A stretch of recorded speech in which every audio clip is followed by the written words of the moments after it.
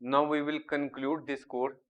A database management system offers many benefits such as data integration, data independence, data consistency, data security, data backup and recovery, which contribute to efficient and effective data management.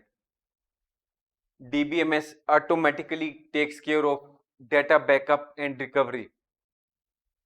DBMS provides data security by incorporating security measures such as user authentication, role-based access, and time-based access.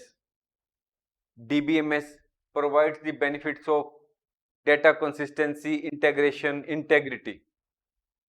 DBMS ensures concurrent access to data by using techniques such as locking, read lock, write lock, transaction isolation levels, and transaction management. There are four types of isolation levels. Even though DBMS has some drawbacks, DBMS also provides us a lot of benefits.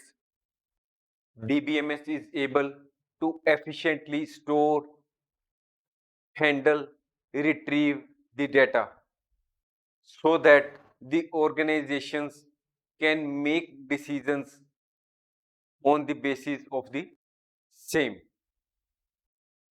Thanks for watching.